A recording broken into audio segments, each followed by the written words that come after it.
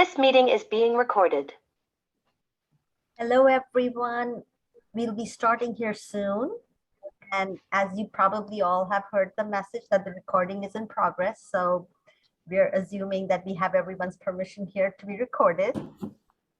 If you'd like to stay with your cameras off, you are welcome to. Today, we have the honor of inviting and the honor of Dr. Key accepting our invitation to speak. She's an enterprise agile coach and a certified coach. She's the author of a best-selling book called Winning Teams Workbook, taking teams from average to exceptional. And she bases the content of her real-life experience transforming large-scale agile transformations within the federal divisions. Am I right, Dr. Key? Yes, ma'am. Yes, ma'am. All right. So I guess everyone here is ready for this fantastic impact that Dr. Key's presentation is going to have for us and our work. And over to Dr. Key now. Thank you. Oh, thank you so much, Meenakshi. Thank you, Toby. Thank you, Anju, Avinash, and Lakshmi. Let me share my screen here. I truly appreciate this amazing opportunity to speak at the Loudoun Agile Network meetup. So greetings and welcome everyone. We're going to have a highly interactive session where we'll be using the Menti app. So I want to take a couple of minutes to provide some tips for success that will enhance your user experience. You have two options to access the polling app. Dr. Key, in the chat. If yes. you could share again. Yes, now we have it. Thank you. Okay. We didn't have the slide a minute ago. Thank you. Okay, thank you. All right, so we're gonna have the two options. And outstanding, we're gonna have the two options. And for the best results, you want to tab right and then open a link, because there's in the chat, if Meenakshi or someone could put I have chat. put the link on the chat. Perfect, perfect. This will allow you to vote and to see the results of the polls and the Q&A segments. Your second option, you can also go into your phone and then type www.menti.com and then enter the code 7801-2782 with no spaces. Question before we begin, are there any, anyone have any trouble bringing it up? Is everyone good out there? Awesome. So success is a team effort, and being on a winning team can be the envy of anyone, but not all teams are successful. And some unfortunate teams can leave you in a situation where you feel held back, which kind of brings you to question, do organizations kill teams? And before we get too far into that discussion, I do want to just share a couple of things about me. As you probably picked up with the bio introduction, I love to learn new things. I especially love learning and researching and taking information that I've gathered and tying them into interesting and informative insights that I share with leaders and teams. So on this journey, I picked up several key certifications, and I've also had an opportunity to receive recognition as one of the top 20 coaches in Washington, D.C., as well as the Winning Teams Workbook, released as an Amazon #1 bestseller this year. So those are more around the outcomes. And I want to tell you a little bit more about like what has really been part of that journey and the drive. On my professional journey, I've had the opportunity to get a lot of experience. And what I like to say is, if you can't get what you want, you get experience. So I've got tons of that. With that experience though, it also came clarity. With every setback, with every failure, with every obstacle, I became very clear about why I was on my journey. I found my why. I exist to support high-performing teams in delivering superior value. I partner with the teams and leaders that are doing high intensity work in austere circumstances, oftentimes up against insurmountable odds. I help them to win on their own terms and by their own design. My core values include acceptance, meet people where they're at, contribution, recognizing that everyone has something unique and essential to contribute, celebration, focus on what's going right, celebrate the win in whatever form it comes, innovation, find a way, collaboration, strong partnering to mutually beneficial results. And before we get into the research and what that tells us, I'd like to ask you and hear from the audience, and also kind of dry run Menti, what is the biggest challenge you would say teams are facing today?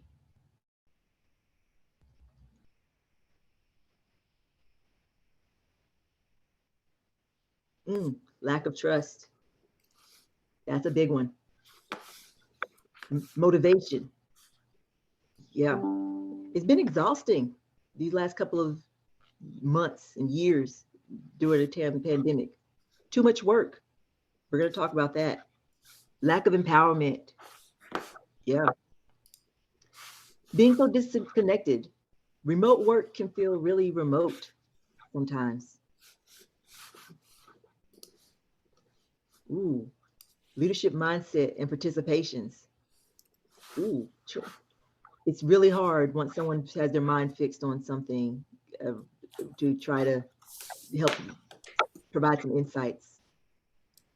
Thank you. Thank you. Oh, wow. Yeah. The world moves so fast. Absolutely. Absolutely. I mean, I remember thinking I was going to go out, thinking things had changed with the pandemic, and all of a sudden, a new variant, and all of a sudden things change. Right now, just the way the world is all over the world at a global level. And then inability to try new things. A lot of people trying to, not wanting to try and adopt some new options, seeing the opportunity to adapt in changing circumstances. Lack of understanding of common purpose and desired impacts. That's a big one. That's a big one. Thank you so much, team. Thank you for sharing those insights and those observations. I think, man, it's like you guys have been reading my notes. So, so just to kind of put this into context here, do organizations kill teams? I want to share that I find a story in every single article I read. Everything I read is a team story. I always see the team connections.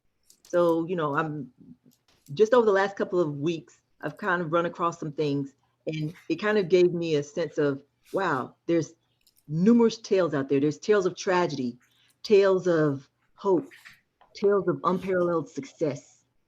And I thought I'd share some of those with you as we talk about and ponder this question around teams.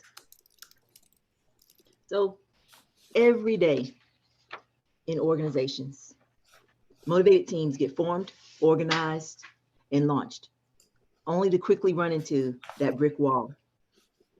The brick wall shows up in many forms, from that tenuously, overly complicated reporting structure to those changing priorities. Every time you turn around, there's something new emergent to the point where you can't finish the last thing, to realizing that your processes, which served you really well in one season, are now crippling and obsolete.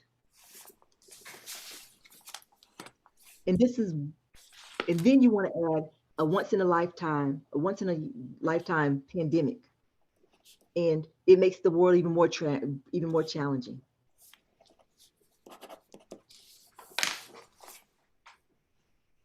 One of the big results from this, in this story of tragedy, is the Great Resignation. It was a term that was coined by the U.S. academic Anthony Klotz for the wave of pandemic resignations. With the trend continuing for many months, we're realizing that it's far more than just a blip.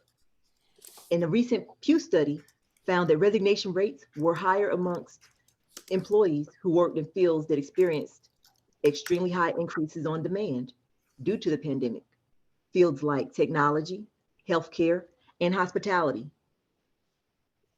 The study also found other major drivers of people leaving the workforce. Things like lack of respect, lack of opportunities to advance, and the lack of the flexibility to be able to do the work on their own terms.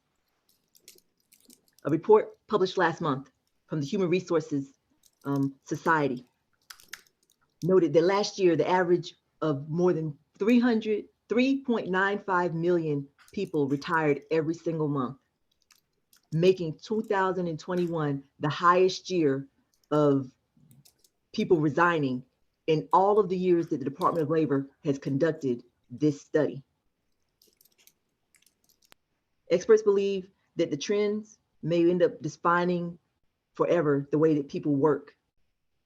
And the dire reality for organizations is that some of these issues and challenges are things that are externally driven, things that they can't even, begin to address. They're just the realities of the environment.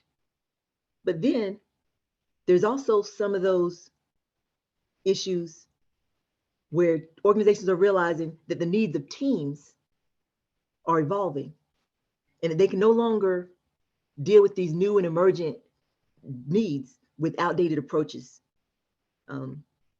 that used to be able to help them motivate, engage, and develop individuals. But not to worry, there's hope. And also in rather unexpected places. So while many assumed most of our billions would ultimately be going to the Gates Foundation, the Wall Street Journal just recently reported that Melinda French Gates would be likely putting her wealth elsewhere. In her 2021 giving statement, she hinted at her shift with a very stunning line, basically saying, it's important to place trust in the people and organizations we partner with and let them define success on their own terms. In that giving letter, she also went on to share, I've also learned how important it is to the answers when you're sitting in the conference room in Seattle. It's easy to feel like you have the answers. But when you're face to face with in Nairobi or an indigenous activist in New Mexico who is telling you in their own words about their hopes for the future and their challenges, you see that they have the true understanding of the challenges. That is why I think most effective philanthropy involves prioritizing flexibility over ideology. And this is why my work will continue to seek out new partners, ideas, and perspectives. I personally love this story because what it does is it emphasizes the importance of trusting teams, the people that understand the work, to recognize the distinct privilege of delivering that ultimate outcome. And that outcome squarely delivers value and is vested in the end users. This approach requires a little bit of letting go. A letting go that most organizations and most leaders aren't comfortable with, but maybe they should be. Because at the end of the day, Melinda Gates shares that it's the giving and not about the giver. It's about the impact. In the same way, leading isn't about the leader. It's about the impact. How are the teams experiencing that leadership? How are the teams experiencing your work culture? How are the teams experiencing the work that they've been called to do? And of course, you don't want to hand over that type of investment. Melinda Gates is well into the billions in her investment ability. But you want to make sure that the team that you're turning this trust and loosening the control over is mature enough to accept that. And so you want to make sure that, some things to look for are, do they hold those shared mental models? Do they hold those characteristics that are a high performing team? Optimizing resources, highly resourceful group of individuals. They create mechanisms to cooperate and coordinate. They find a way to work together, to bond, to be cohesive working unit. And now for that story of unparalleled success. So for a moment, think about your organization's version of what unparalleled success looks like. Is it finally getting to some level of agile maturity? Is it leadership executing on its strategy? Whatever the effort, taking care of the teams will help you take care of the challenge, take care of the teams, and the teams will help take care of the challenge that your organization faces. And there's two stellar examples of this. And they come from Google and Hewlett-Packard. Both organizations are experiencing unparalleled success on a massive scale at a time where many operations are floundering and trying to stabilize in the wake of COVID, the Great Resignation, as well as the simple, extremely unpredictable, ever-evolving global landscape. We've all seen the news. But there's organizations, success has nothing to do with coincidence or luck. They both have been long-term models of great work culture, a space where teams don't go to die, but to thrive.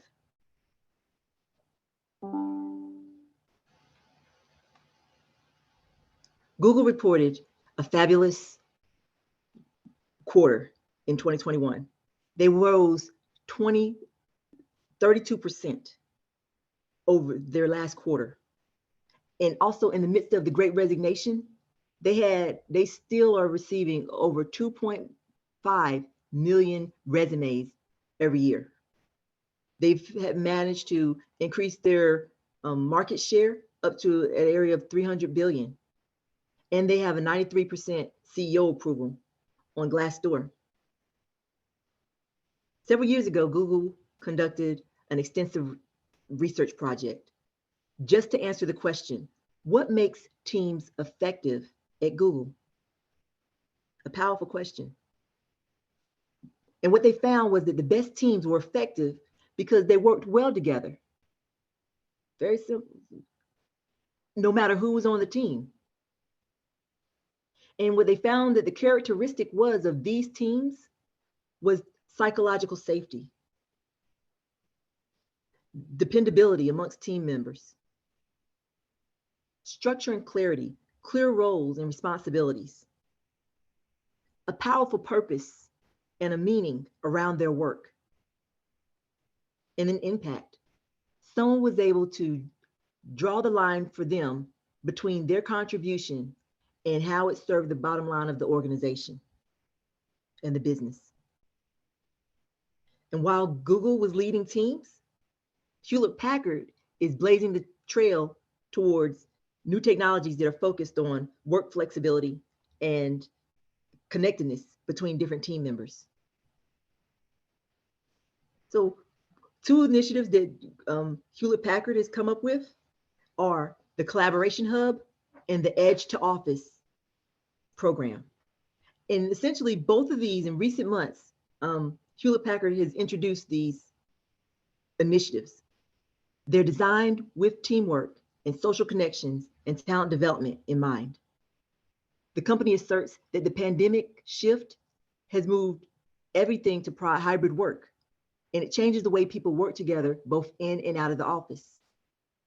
And right now, 80% of companies, in this case, 80% of companies were found to be investing in upgrades to their conference rooms. And it's denoting a shift between a place where people work to a place where people gather to work. And there's a distinct difference there around, there's a specific finite space, but the latter vision, you can be anywhere and connect with people from any space. Essentially kind of what we're doing here. Also, the studies found that right now, 67% of 67% of CIOs say that reconfiguring their workspaces with the intention of increasing collaboration is their number one goal. So, why do I share these interesting tidbits and timely stories? What does it tell us about leaders, teams, and organizational dynamics? The most important takeaway I want you to take from this evening is that there's been a shift in what teams are looking for. Members need from their team leaders in their organizations, they need that respect, they need that career path. Some of it's due to the pandemic, but other factors, such as like the need to feel respected or the need to feel like there's a distinct development pipeline and that'll lead to an advancement of their person, those are just organizational burdens that individuals are just no longer willing to tolerate. We have companies like Hewlett-Packard and Google, who are great, shiny examples of how organizations are taking steps to help teams and then ultimately their organization and enterprises thrive. But we need more efforts like this. And also, what if you're not part of a multi-billion-dollar organization that can run studies, that can redesign workspaces? How can you take steps on your team or at your enterprise right now? What can you do? And where do we turn to better understand the emerging needs and motivations and ways to develop our teams that now have different diverse needs, goals, and aspirations? And so here, what I'd like to do is share a little bit about my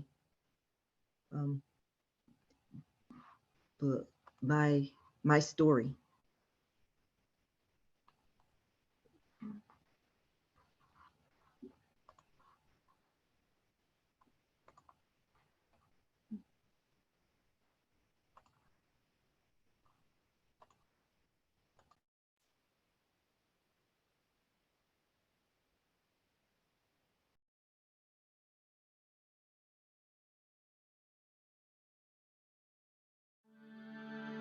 Hi, I'm Dr. Kai.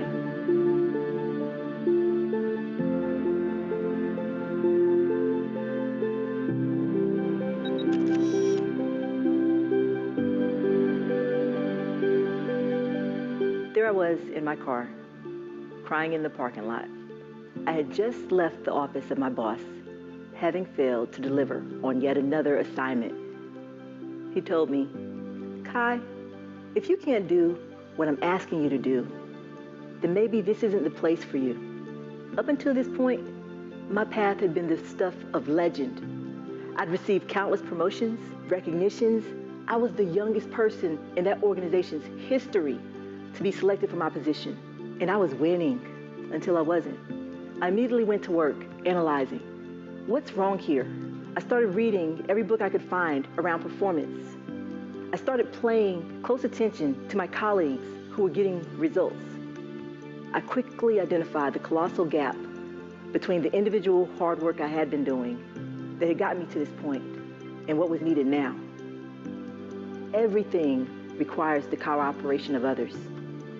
Nothing of significance happens outside of a team.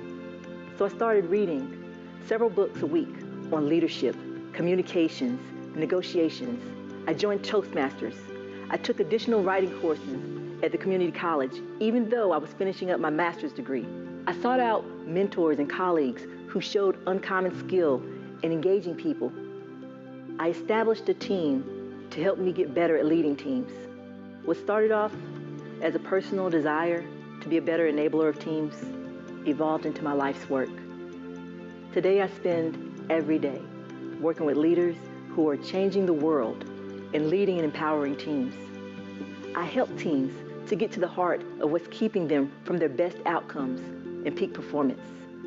We come together to work through challenges, partner more effectively, and experience work life that is full of impact, highly innovative, and something they can lend their full selves towards.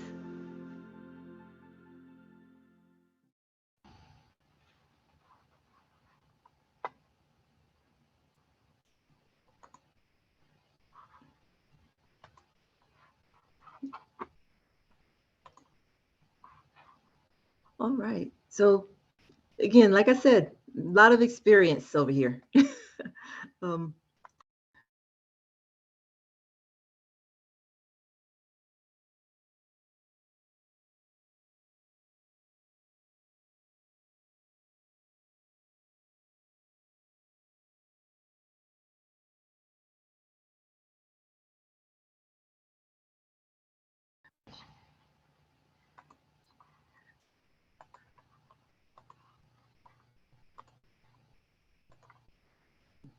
So yeah, like I said, got a lot of experience on my journey, and it's made me very passionate about the work of helping teams, of working with leaders and teams that are changing the world. So part of the book that I released earlier this year, there was 3 aspects of it. It's I win, I make sure you win, that way we all win. And so as we talk about and think about what can be done to help out within organizations, to meet people where they're at, to inspire hope and achieve unparalleled success right where we are today, I want to just kind of share some insights and thoughts around that. So an aspect of, I love this picture. It's Dr. Dre. Not only did he do an amazing Super Bowl show, but I love his description of himself as a professional winner. And some people might say, oh, wow, that's so cocky. That's so arrogant to say that you're a professional winner.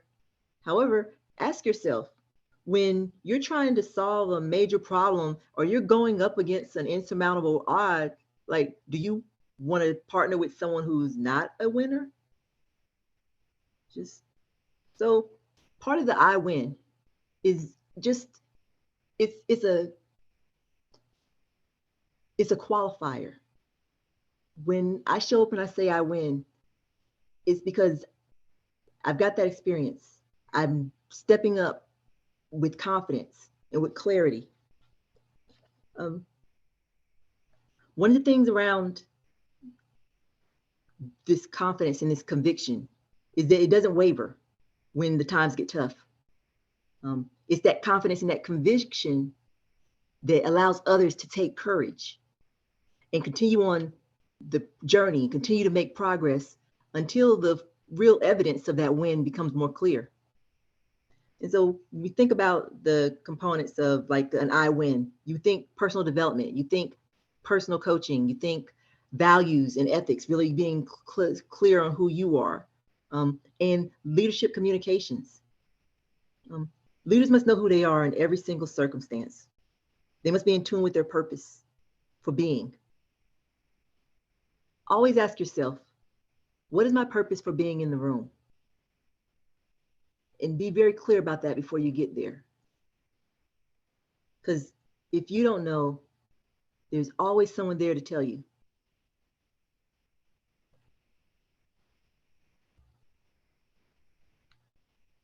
I make sure you win.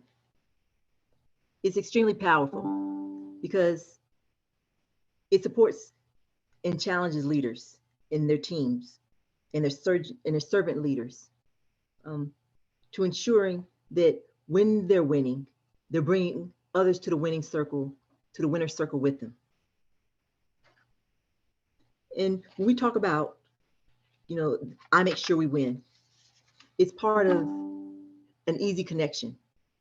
It's a way to work with different people across ages, experiences, and competencies. And in this section, you think about, leadership development, productive partnering, talent management, and ethical intervention / consulting design. How do we as consultants, as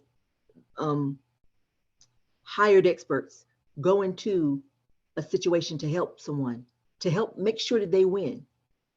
I always say on their own terms and by their own design. The person or the group or the organization, whoever you're partnering with, has to define their win.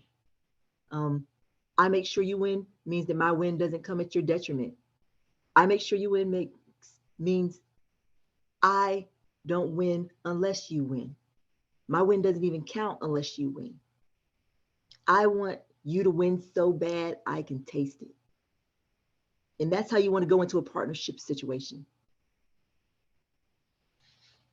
And we all win. This is my favorite slide. It's also the cover of my book. I was very intentional about this design. I wanted any person of any age, race, culture, gender, or identity to see themselves on this team with hands raised and clasped, crossing the finish line together and winning. Leaders need to strive every day to deliver the vision to their teams. And so when we all win, in our lifetime, there's going to be abundance of occasions in which we're required to work as part of a team. And most notably, this takes place within our organizations, in our workplace. And because of this, those enterprises are constantly inundated with the complex problems in high pressure circumstances. The proper formation of teams, the proper approach to bringing people together and recognizing their true contribution, their value, their distinct, unique, essential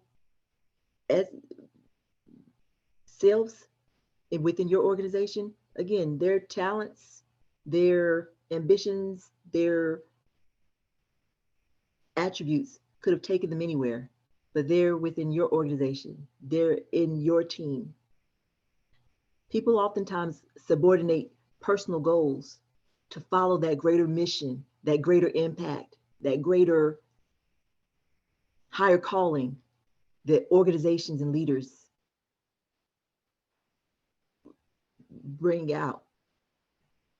And we never want to let that be taken for granted. So through acts of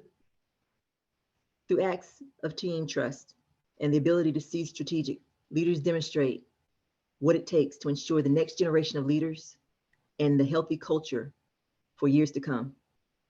Therefore, we all win. And so I want to make sure you win this evening. So what I've got here is a little gift, because we will be sharing the slides with everyone. I'm not sure how to get there, but we will make sure that there's a way for everyone to get a copy of these slides. And so what I'm sharing is a quick reference around the goals, realities, and way ahead options and way ahead's model. It's a grow coaching model. And so part of that, making sure you win, and as early as tomorrow morning, you can start having a conversation with your different team members and colleagues and leaders that will help move them from a place of being stuck to a place of clarity and decisiveness. And so, for example, within this model, let's say you're in a meeting tomorrow, or in a conversation, and someone just feels like there's a major problem that they're really trying to understand or figure out the next step forward with. The first step, instead of moving to what we tend to do, fix mode, move to grow mode. We're not here to fix it. We're here to grow individuals so that they too can have those critical thinking skills and have those tools to be able to solve their own problems. So within the grow model, the first thing to think around is, what's the goal? Simple question of, what is the ultimate outcome that we'd like to achieve? What is it that you want? Or what would be helpful or most beneficial for you at this time? Checking in with that individual and just seeing where you can be of assistance, what they see as success. Again, it's on their own terms and by their own design. Then look at the realities. When you think about the realities, what are the things this individual is dealing with? For example, asking the question, like, once you know what the goal is, well, what have you tried before? What are some of the things that have already been done? Or another reality is, how might someone else think about this situation? Next, you want to move to options. What's possible as far as solutions? What is the next step you might be able to take in this circumstance?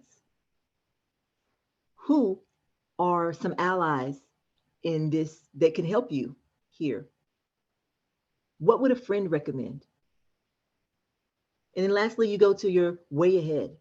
Like, what is the next small step that you can take to move forward? When might you take that step? How will you know that you've been successful in moving this situation forward? What do you anticipate might stand in your way? And how might you deal with that once it arises?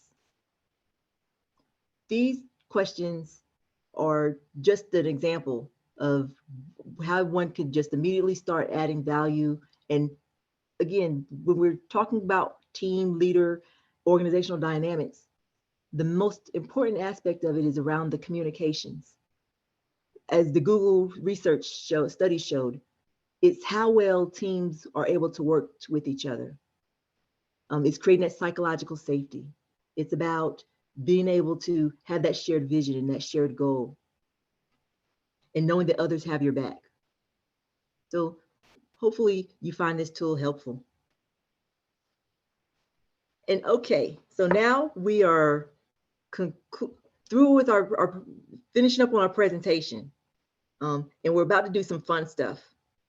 So if you're still in Menti, we're going to have some winning teams trivia this evening. We've got stainless steel tumblers in both black and white. We've got the travel mugs with a picture of the winning team's workbook cover on it and the motto, "I make sure you win." We have t-shirts, of course. And of course, we have the option to have an autographed signed copy of the winning team's workbook for your very own, which is absolutely guaranteed to go up in value. And we're going to keep moving. And so, all right, I see we've got people in here. Our folks came to play. Outstanding. So if Yes. I hope people have access to Menti. If you are not able to access, let us know. Thank you.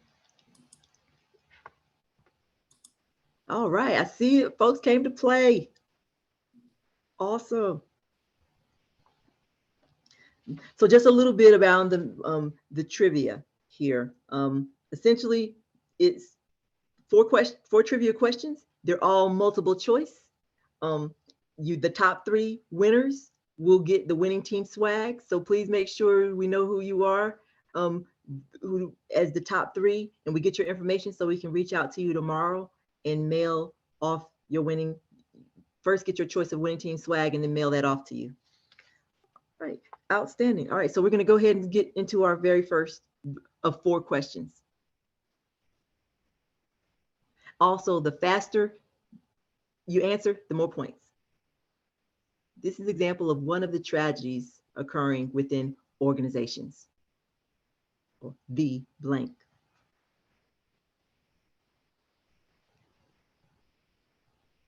All right, outstanding. Let's see how we did here. Oh, all right, I see you, Mark. All right, Christine's right behind you, and then comes Jason. Awesome. Next.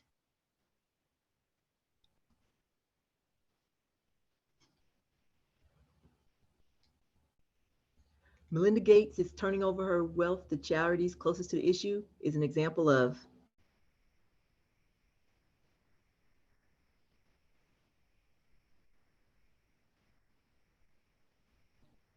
Awesome, yes. Increase trust, decrease control.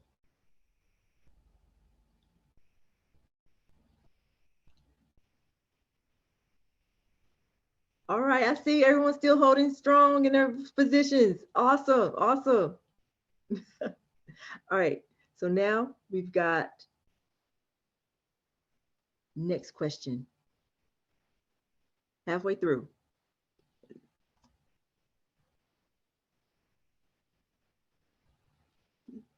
I make sure you win means.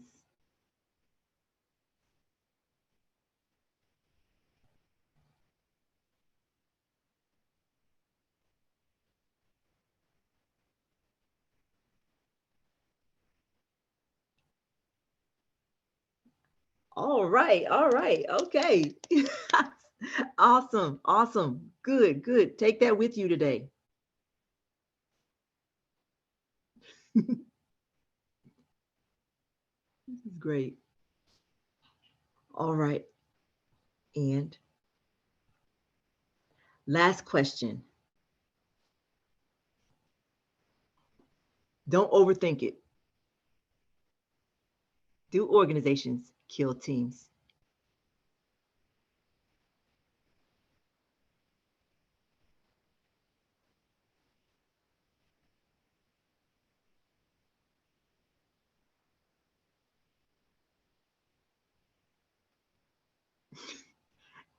It depends on you.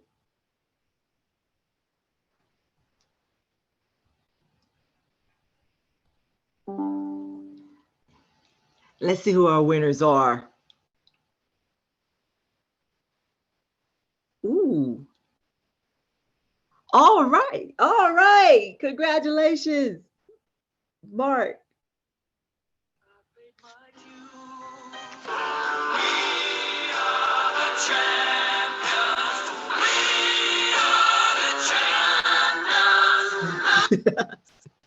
Congratulations, Mark. And also congratulations to all those who participated.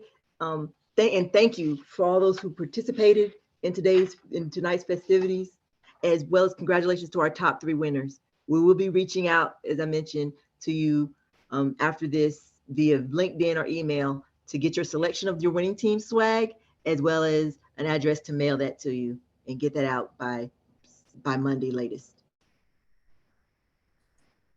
So the top key takeaways. Great teams are hard to craft and easy to break. They want new things today. And so being mindful, being present, hearing them, having that open communication, leading with curiosity around getting there is extremely important. When situations warrant, when the team's maturity warrants, reward that with increased trust and decreased control. Also, lastly but not least, remember to win. Remember to make sure others win. And that way we all win. Here's a short list of the references that I spoke to this evening.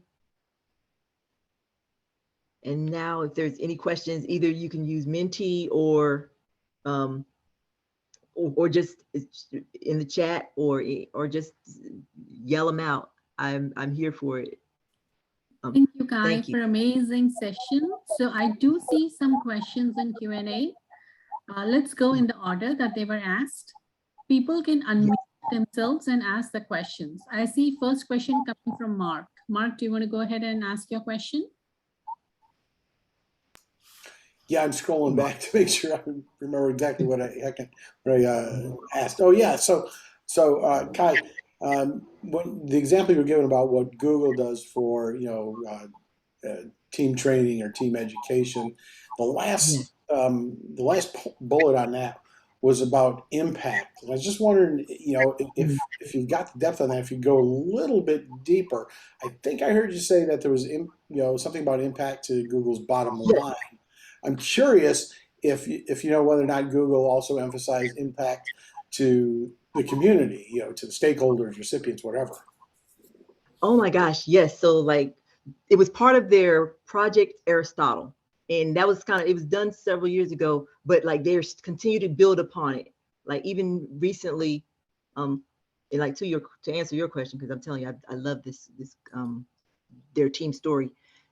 They did. So what they end up doing is when it comes to drawing the impact, it's almost like being able to go to anyone that you're working with and tell them exactly how their day-to-day work is crucial to the success of the organization. Everything from what it brings to the bottom line. Maybe someone's really good, and again, it's unique for each individual. Like if they're part of process improvement, letting them know like how their processes, their engagements improved the bottom line for the organization. They decreased rework. It's oftentimes having the conversation and even that critical development piece of having them say, okay, you've just released this solution or functionality. Tell me how well it went, and let's talk to the customer and see how the value was what the value was that was delivered to them, what they found most significant around this. And then also, if you've got someone on your team and they're coming in and they're working with you and they're, supporting your mission day in and day out, being able to articulate to them, everything from quantitative, decreased lead time, to qualitative. You've just got a great personality. You're a wonderful troubleshooter. You really have a strategic mind in the work that we do, and it's very valued on this team. So that impact piece. Thanks. Appreciate it. Thank you. I see another question from Ankit. Ankit, do you want to go ahead and ask your question? Sure. It was related to the seating arrangement that you had pointed out for HP. I was curious to know if any of these companies have really revealed what those seating arrangements have done, and did they ever change them again? Because I have worked for a company in the past where they had a similar seating arrangement, and the biggest challenge was noise. It was so noisy that we all became extremely unproductive, as well as whenever we would be on a phone with somebody else, all they would hear from us was, from our side, was noise, and they couldn't even hear us, even though we were so close to the microphone. So I'm curious. Yeah, so that was one of the things, and it's interesting you mentioned that piece because it was less around a specific in space. It was more around like virtual. So like that picture that I showed was kind of, you didn't actually see the people together. So what actually happens is they've overlaid it with technologies. So what you'll see in other pictures, if you Google Hub and Office to Edge under HP, they've got headsets. They've got, their virtual has enhanced noise canceling. So not only did they kind of move the seats around, but they also made it so that the systems, like where you're able to have like a virtual conversation on via like Zoom here, like they've got enhanced noise canceling systems to make sure that, this conversation going on over here or 6 feet away doesn't interrupt in the conversation that's going on right here with me and you. And then they may have their headsets on. And also people are working from all over the world. So there's not a push to have people back in the office, but there's the invitation. If you'd like to work in the office, you can. If you want to stay home, you can. And being able to support that flexibility and preference really amongst employees is really where the HP initiative is centered around. And as well as the increasing of the collaboration, like again, instead of the place where people go to work, it's a place where it's a space in, you know, as defined by the group, where you go to gather and collaborate around the efforts. Sure. I did have a second question that was related to this, was when we talk about increasing collaboration by bringing people in the same room physically, as opposed to, and we've heard a lot of things wherein you, in virtual communication, you do miss out on various body language and whatnot. But my concern there is that, I mean, we've been working for the past 2 years from home, and with various different technologies that we have been able to collaborate very effectively. Now, what are the companies saying about bringing back people? Of course, they've kept it optional like Google has, but bringing back people into office when the companies have been able to show that their profits have almost doubled, and most of these companies who have gone completely virtual have been able to show that their net profit has actually almost doubled in the past year or two. So you make a great point, because that was part of the because in the last portion of it was like 67% of IT departments are in the midst of changing up the way that they're configuring their spaces. Not so much to bring everybody back, but to make sure that those spaces can accommodate hybrid work.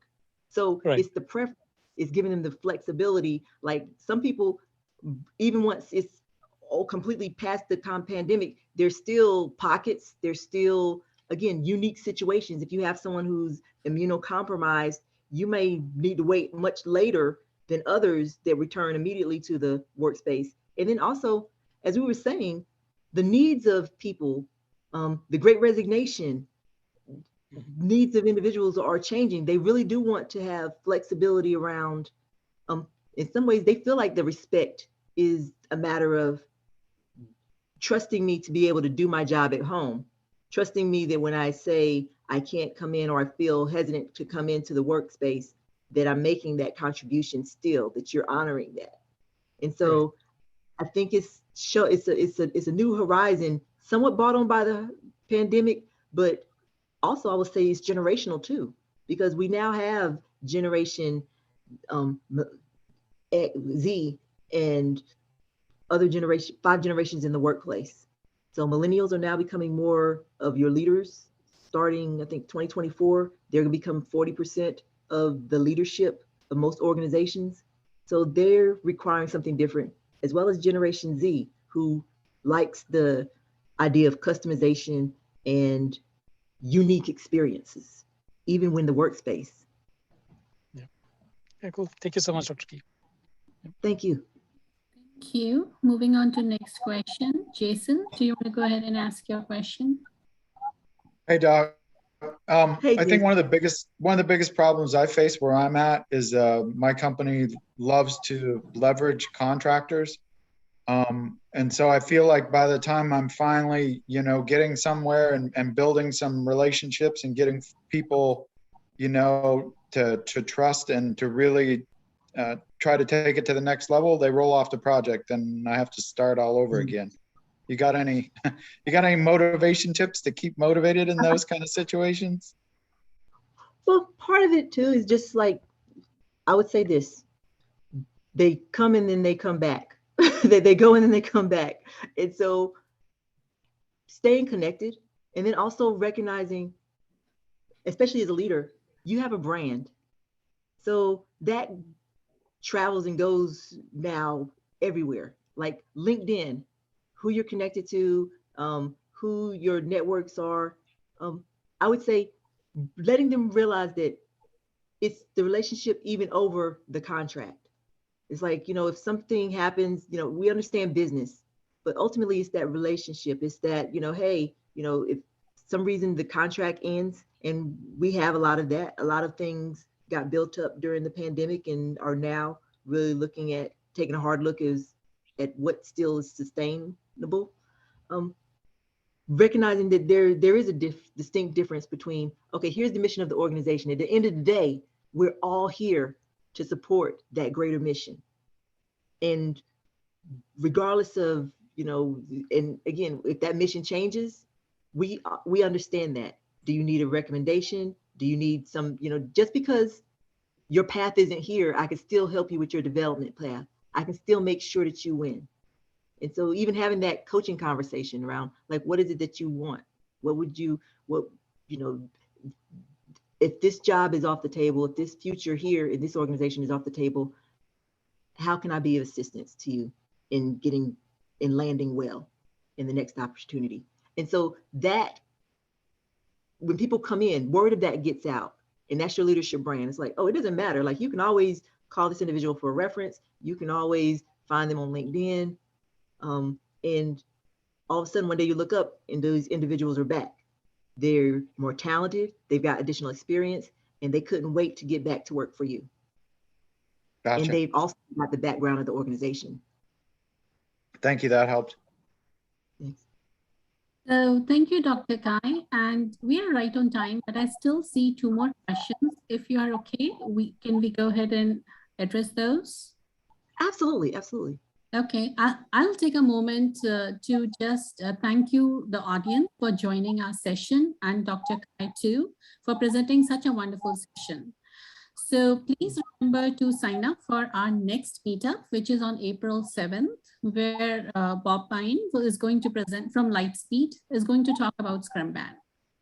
So remember to sign up for April 7th session. With that, let's continue with the 2 more questions that we have. Sumit, you want to go ahead and ask your question? Yeah, thank you. Thank you, Dr. Key. So Dr. Key, I'm wondering, like, we know this grow model and we want people to solve problems, but sometimes in team settings, I have seen the person who knows how to fix it will immediately give the fix, or it's more like a technical lead or technical manager, and not like teams to really think through and try to fix it because of urgency or time crunch, and how to ensure that you can make that team leader or technical lead to not to fix it, but give the team time to fix on their own. Understand. See, that's where we kind of come into that aspect around the reality. So like, understanding that some realities, so a little bit of background from me, 20 years in the military. And there were times where it was great to be able to help and develop people, but then there was times where you had to attack that heel. And one of the things that I found useful is, again, some of those times where you have to respond, you have to, really get that fix out the door, having kind of a hot wash, or let's talk about how that went.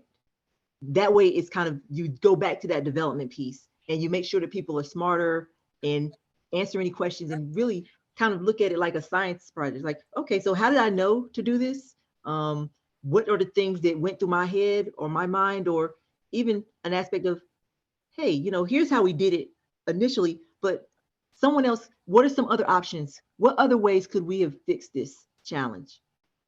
And then you kind of hear from these new people to the organization and young people, like, they've gone through the class recently. We might have went through the class earlier, and now there's some new information out there. So it's a learning opportunity for everybody. So in those situations where you have to respond quickly, do that, because it's urgent. It's all about the user. It's all about the organization, but taking care of people on the back end and making sure that in future situations, they're in a better space to respond and reply. They can be that lead. Try to find that time. That's what I usually get on a lot of senior developers around. Like, yes, you fixed the problem, and then they want to go on to the next problem and the next problem. But it's like, at some point, like, where can we find time to make sure that you're not completely always inundated with having to have the fix for everything? And so that's a coaching conversation in itself too. Thank you. Like, what Makes do you want sense. your legacy to be? So, yeah. Thank you. Next question is from Karen. Karen, are you still there? Yes, I am. Go ahead. Hi, Karen. Hi there. So not ending up with an easy one, but you mentioned Glassdoor rating, and I got to reach out today to work on a project with an organization that has a stellar 2.5 Glassdoor rating. Wow. Yeah. And it was all sorts of comments about organization that penalizes workers if they take time off. They don't have time with their families. It's like I win and you lose, except for keeping your job, kind of. And they're talking about an out-of-touch CEO. So there's an organization that needs a lot of help. However, how realistic, it's like you decide, should I step in here or not? So I was just wondering what, parameters you would use for the step in or not analysis. Okay. One of my key questions that I ask, and it's just one, it's like, so what will my space in this engagement give you that you don't already have? And you blanked out a little bit. You said, what would my what? What would my place in this engagement give you that you don't already have? So Okay. So what is this? And again, you think of your, in some ways, it's kind of transactional. Like, okay, you're the fix. You're the person that's supposed to come in and help change the organization and bring upon and usher in this new life and hope. You're the hope bringer. So like understanding what exactly is that hope and what is it that you're fixing or delivering that the organization doesn't already have, because that's something that the leader's going to have to return to time and time again, because they have to answer that. What is it for them? What is the value delivery? Oftentimes we're just like, okay, you go in and you're just happy to be working there. But asking that question of, if we're to work together, what would you expect to have that you don't currently have? And that gives you you're holding the space for that brighter future that this CEO, that this executive says that they want. And if they don't have an answer to that, they like, we'll figure it out. And, there's just so much stuff going on here. They're more focusing on the problem versus the opportunity. And if they can't see that new clear future, then your presence is going to be more of a frustration than a help to them. They've got to know what they want and be very clear about it. Okay, well, thank you for being very clear about it. Right. Thank you, Karen. You're Thank welcome. you. I just see one last question. If we are, Aarti, do you want to go ahead and ask that question? Oh yeah, sorry about that. First I would like to thank you, Kay. It was a great session, and I got, the story that you told about from your past experience, that was quite motivational. I appreciate for bringing that up and presenting to us. Well, the question was, how do you, in this virtual environment nowadays, how do you motivate the remote teams, and what is the metrics to measure that? So first part, motivating the virtual teams is getting really creative. It's, I would tell you, with the teams that we work with, we do virtual team building. We also do virtual hail and farewells. We do virtual coffees and luncheons. Virtual coffees and luncheons, a little bit more small group, a lot of those, but a virtual town hall where the leader shares with the entire group, here's where the organization is. By the way, here's our pandemic stance. And, I use Menti as an interactive tool to take pulse on teams. Like, how is telework going for you on a scale of 1 to 10? How clear are you about, how do you feel about the communications? How well is leadership communicating around the expectations and the goals of the organization? How are they keeping you inspired? I also do interviews, like just on Teams or whatever or Slack even, just reaching out and saying, hey, how's it going? That's a major thing that we typically would do if we were in the office, but we don't tend to do that now. We tend to only meet on purpose. And we've got to find ways to, hey, I was just, gosh, great conference comment in that meeting or great presentation. And that usually can open, how are things going? So working with virtual and remote teams, still trying to find ways to have that water cooler talk. And then for measurements, look at things such as turnover, and then also look at team surveys, like doing a team health check around those areas. How is the pandemic going for you? Or like, how is telework? I'm sorry, how is the telework? Do you feel like you have the resources? Do you feel like you're getting good engagement? Two, how well do you feel like, you're contributing? Because that's another big aspect of engagement and working with remotes, is that trying to make sure that they still feel that impact aspect of the work that they're doing. So being clear and like even writing, not that you may not have their address and write a handwritten note, but even just an email to let someone know, hey, great job in delivering on this project or making this contribution. So find a time to, Those are great points. I just wanted the team, to have this holistic approach to be successful and a way of collaborating. And so those are great points. I'll keep in mind. Thank you so much. Thank you. That was a great question. Right. There are a few things that our company does, as a matter of fact. And these are small tokens of appreciation, but then they go a long way. For example, at the end of the sprint, they would play games, and the winner of the game would actually get $5 or $10 gift card. And if the meetings are held, and PI meetings are held let's put it that way, when on the day of the PI meeting, the lunch is sponsored. So like it would be sponsored in a physical setting, what the company does is they send out Grubhub for $25 or $30, or So the company foots the bill, but then the employees are so happy that they get a lot more out of them instead of. Great points. Thank you for sharing. Right. I'm sorry to intervene, but we are way over time, and I want to be respectful of people's time. Thank you so much for the great questions, and thank you for the engagement. And Dr. Kai, this was extraordinary, really, really good, and I'm sure all of us enjoyed it a lot. Very engaging, so much to learn. Thank you, everybody, and we will see you next month in our presentation. And also, please do become a member of Cloud Agile Network. All our events are awesome. We work really hard behind the scenes to bring amazing speakers like Dr. Kai to you. We are 1,045 members. Our goal is to become 1,500, and we want you to join us. So please do. Thank you, everybody. Have a wonderful evening. And we will share the recording and the PDF to you through Meetup. Thank you. Thank you, everyone. Thank you, everyone. Have a great evening. Thank you. Bye. Thanks for joining. Thank you. Dr.